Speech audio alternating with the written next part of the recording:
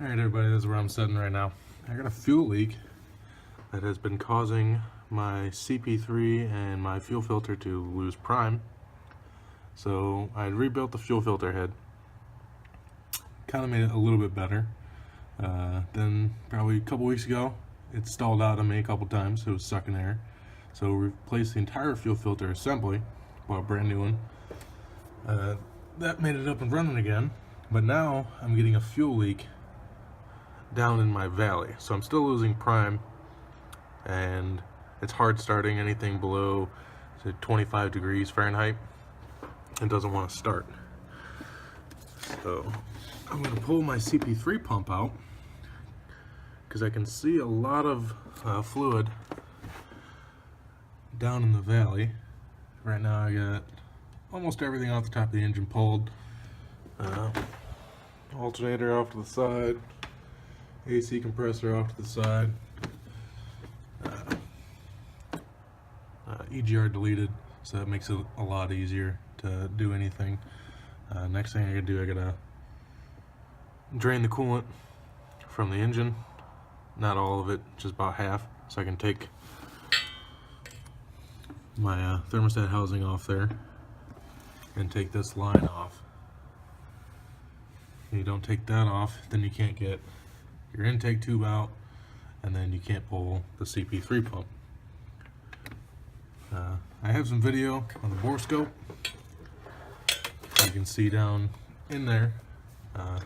No audio to it, but I'll have to add it to this video so you can see how much fuel is down in there, and then I'll show you where the actual fuel leak is coming from, because right now I'm not positive if it's coming from a fuel line or if it's coming from the CP3 itself.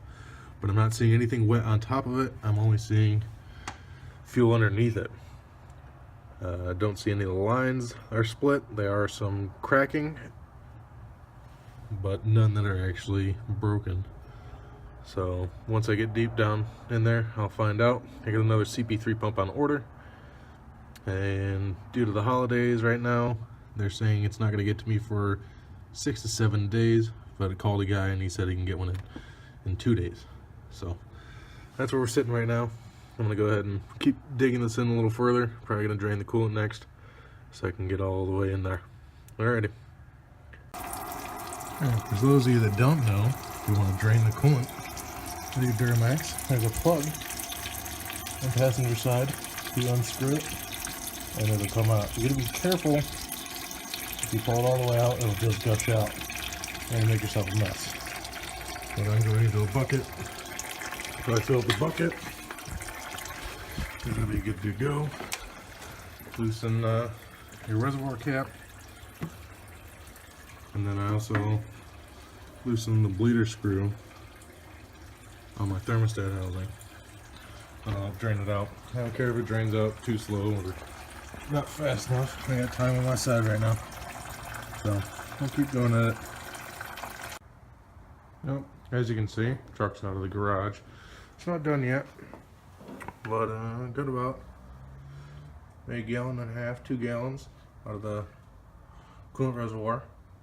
Well, the radiator, which is about enough to take that pipe off without it leaking everywhere. Just makes the job easier. I plan on reusing this coolant.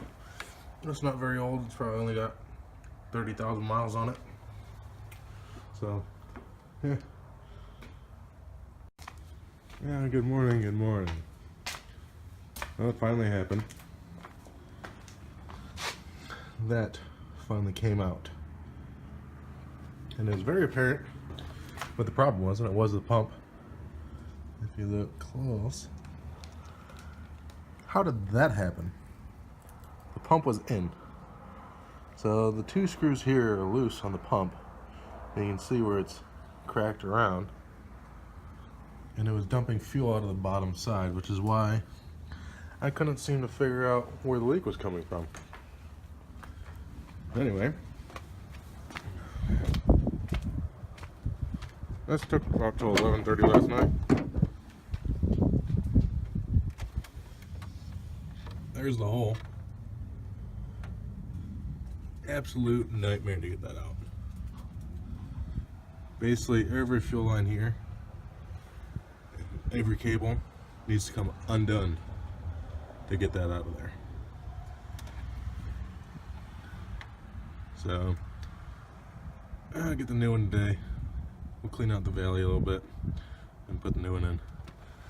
We'll start the adventure all over again. I'll get back when I start putting it in, a little more in depth.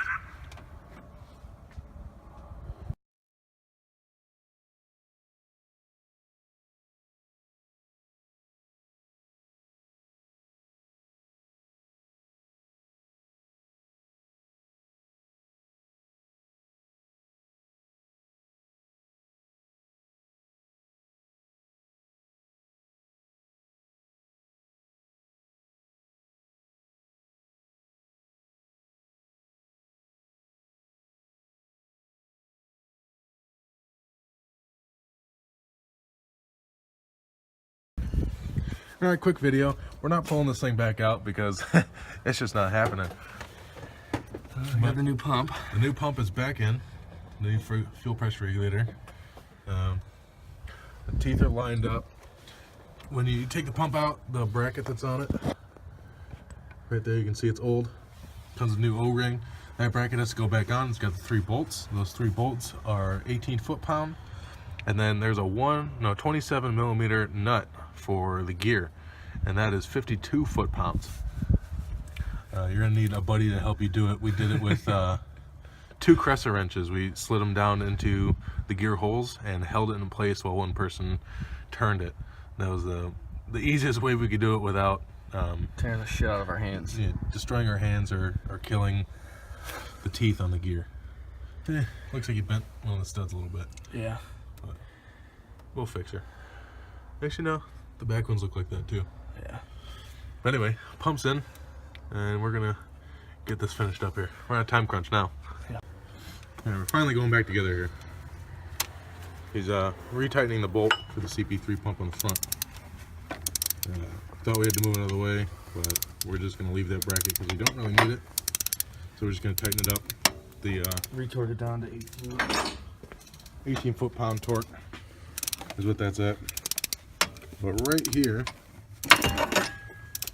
this coolant tube from the thermostat down to the pump is going to be one of the biggest pains in the ass there is. And also where he's at that bolt, that's also another huge pain in the ass. And basically, if you want to get the Y bridge out down there, all these fuel lines need to get moved out of the way. Fuel lines, coolant lines, everything there. The cross line going from the other common rail over needs to come off. Be a good time to buy new fuel lines if you're going in there anyway. The coolant line down there is 3/8 that we're putting a new one back on. I believe the other fuel line, I don't know what size this is.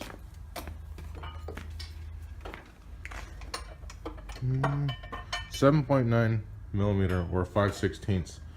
This is the Green Shield multi-fuel. It's good for biodiesels and stuff like that.